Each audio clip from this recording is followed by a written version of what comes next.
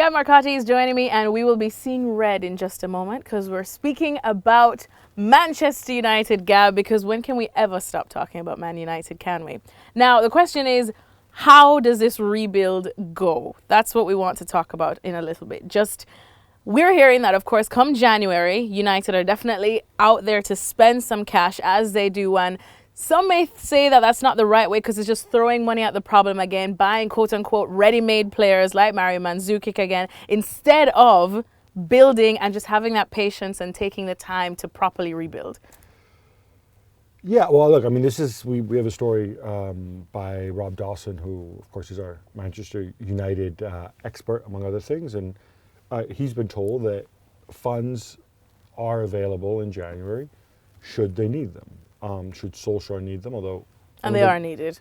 Solskjaer's, well, depends how they feel about it. It's not just Solskjaer deciding on his own. Obviously, there is a whole structure with your pal Ed Woodward, Mike Phelan, John Murtaugh, all these people, Michael Carrick, and then they got to make a decision. Now, I think it's encouraging because I think it's important that United finish top four, or at least finish in Europe. This idea that, they're the richest club in the world, they'll be successful no matter what. No, you know what? Like, fan groups of fans just get older, and that you can have a knock-on effect for a long time, but at some point you need to produce it. Even in the immediate, they've got commercial contracts, for example, one in particular that's linked to them not missing out on the Champions League in consecutive years. So, there is real money at stake. What I'm going to be interested in is how they target that money, right? Because just because they have money doesn't mean that they need to just throw it around. Well, it doesn't mean people say, they shouldn't buy ready-made players. Well, they can also buy young players, talented young players who are already affirmed and can contribute, and maybe will get better down the road. Those guys cost money too. So the question is that how you integrate it? I think in the immediate, I think the squad is badly unbalanced. We've talked about the strikers before. They could definitely use another striker, another body up front, so that the first option off the bench isn't Mason Greenwood, who, got a great future, but that's just a stupid amount of pressure to put on a kid his age. So again, do you go for short-term rentals to get you into the top four? If they're really short term, I don't think it's a bad idea. Just to save some face now. Well, you're just saving face. You're bringing in more revenue by being in the Champions League, which in turn strengthens your brand. But what about the product on the pitch? Because now, of course, talking about football as a business and whatnot, they're saying maybe the reshuffling shouldn't be that much on the pitch, but you should look at the higher-ups, the Ed Woodward, so to speak. Does a reshuffling need to start there before we see the product on the pitch get better? This is an age-old issue. And I go back to the saying, grown-up clubs have a director of football who is the head of recruitment at the club.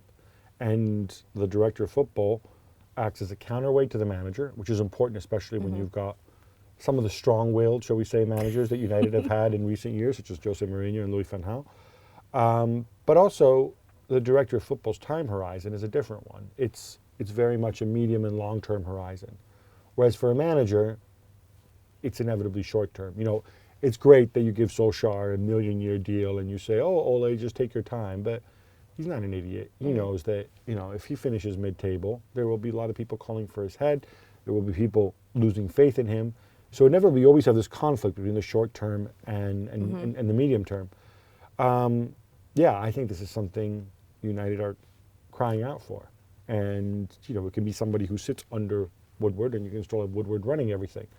But something needs to be done up there.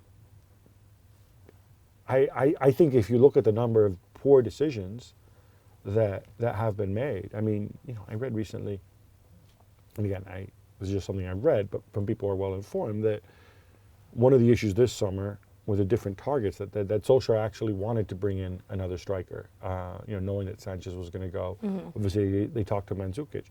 I don't understand how it's possible that you can be talking to Mandzukic and not have an alternative to Mandzukic, because you either need a striker or you don't. You either need, and again, you don't necessarily need to bring somebody in for 80 million and sign him to a 5-year deal.